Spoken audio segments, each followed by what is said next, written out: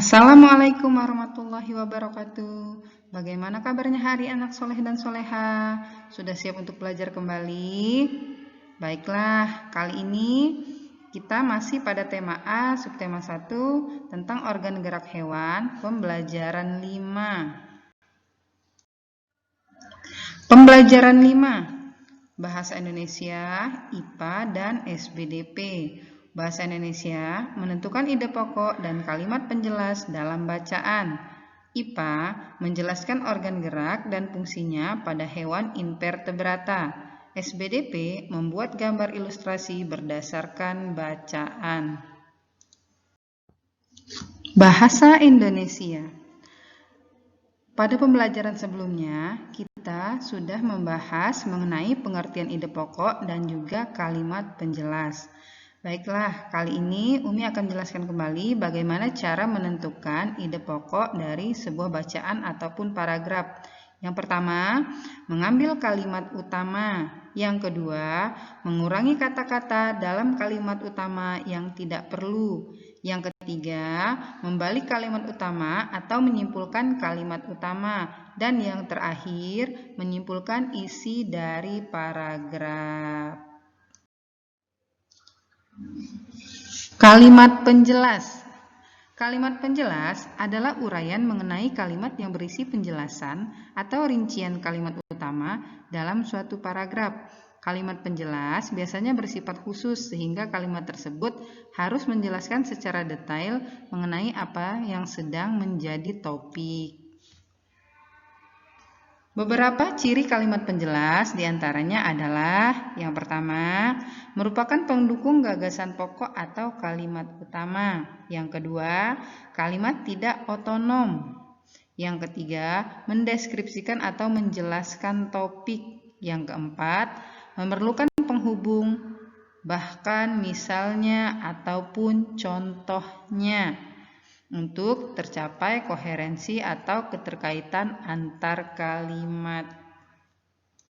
Pelajaran selanjutnya, ilmu pengetahuan alam.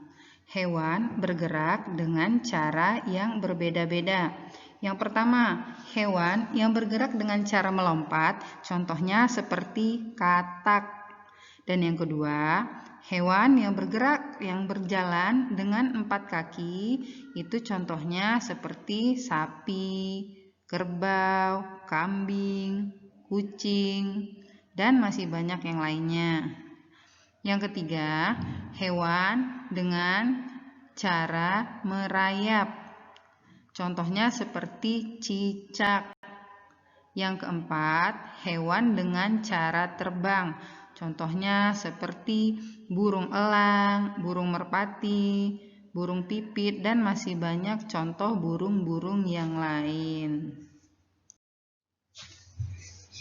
Hewan invertebrata itu adalah hewan yang tidak memiliki tulang belakang.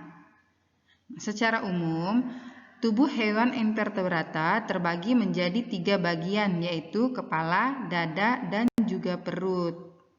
Nah, contoh hewan invertebrata adalah antara lain seperti siput, cacing, serangga, udang, dan juga kepiting.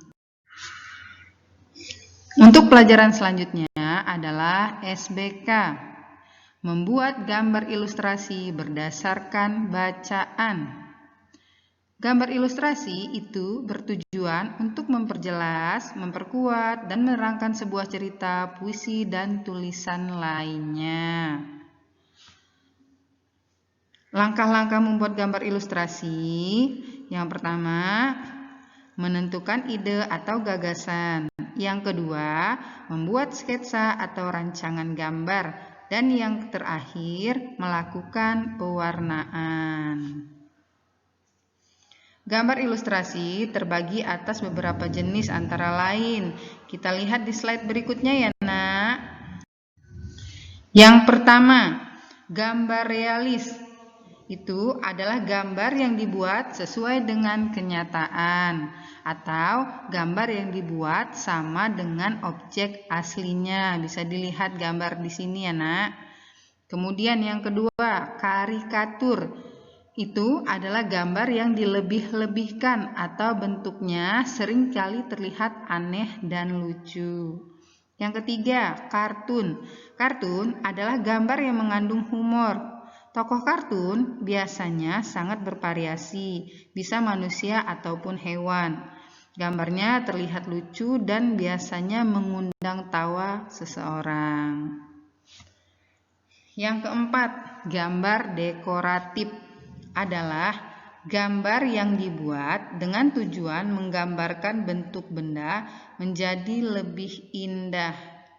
Biasanya, gambar dekoratif banyak dijumpai pada kain batik, kain songket, kain tenun, relief, ataupun candi. Baiklah, cukup sekian materi yang Umi jelaskan pada pembelajaran 5. Semoga bisa dipahami anak soleh dan soleha. Untuk tugas hari ini, kalian kerjakan tabel yang ada di bawah ini.